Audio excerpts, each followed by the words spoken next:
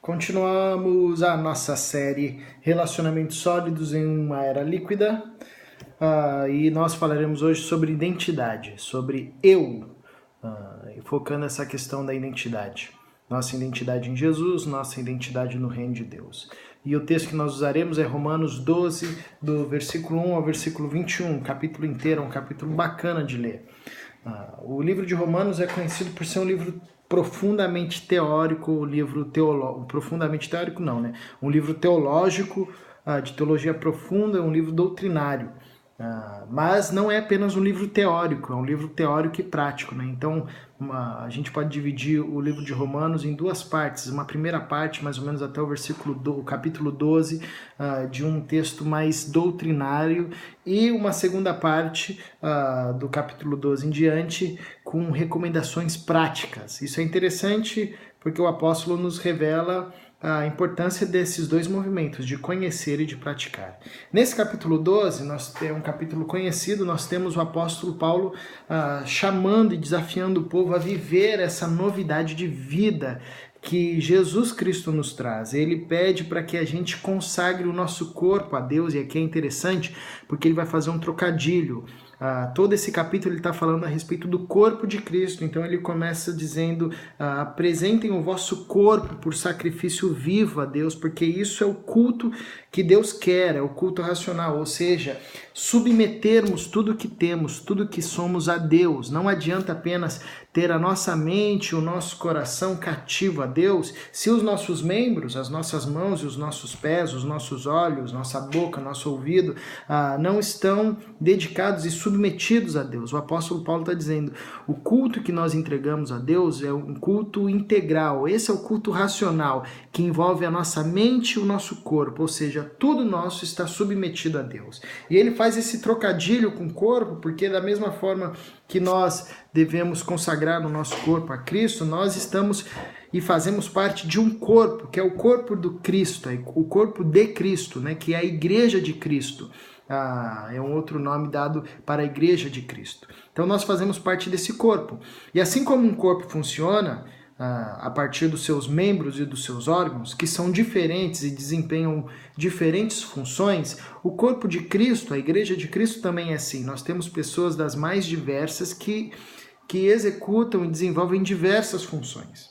Isso por si só já nos ensina duas coisas importantes. Primeiro, que todo mundo que faz parte do corpo e de alguma forma contribui ou deve contribuir, deve servir a partir da sua função no corpo.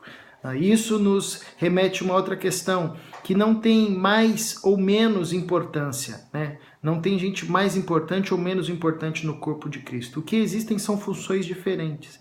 Por isso que ele vai dizer, e aqui é o foco da nossa reflexão, que nós devemos, que na verdade ninguém deve pensar de si mesmo além do que convém. Ninguém deve se achar de mais ou nem se achar de menos, mas sim pensar a respeito de si, de quem é e saber quem é, com moderação, sabendo que Deus repartiu uma medida para cada um. E aí ele vai dando essa aplicação no corpo de Cristo, falando que nós somos muitos membros,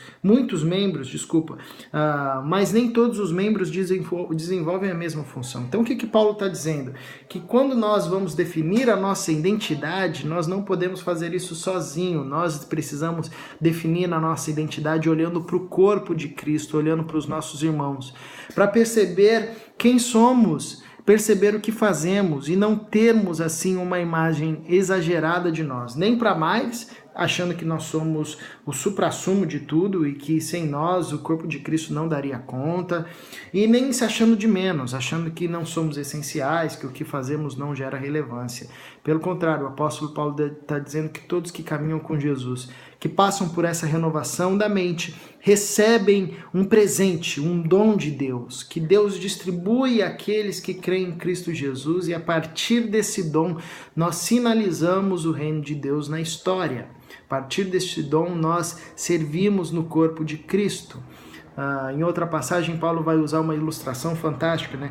que é um diálogo entre a mão e o pé, como se a mão estivesse dizendo nós não precisamos do pé, e o pé estivesse dizendo nós não precisamos da mão, o que é uma tolice, né? tanto a mão quanto ou qualquer outra parte do corpo humano precisa dos pés, como os pés também precisam de outros órgãos. Por isso que nós vivemos e trabalhamos, o corpo trabalha nessa sincronia harmônica, né? Assim também é o corpo de Cristo. Ninguém deve se enxergar acima de ninguém, ninguém deve se enxergar abaixo de ninguém. Nós executamos funções diferentes, mas todos nós somos sustentados e fomos comprados pelo sacrifício de Cristo. E Deus, através do Espírito Santo, está formando em nós a imagem de Jesus Cristo. Por isso que o caminho é o amor, é como Paulo vai dizer no versículo 10, amai-vos cordialmente uns aos outros, e prefiram em honra uns aos outros, né?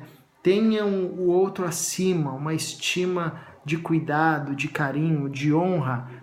Não olhe para você como se você fosse a última bolacha do pacote, ou o último biscoito do pacote, mas tenha uma imagem moderada de si, saiba quem você é em Cristo, quem você é no corpo, para que a gente não sucumba à arrogância e também para que a gente não se auto-sabote ou não se auto-anule.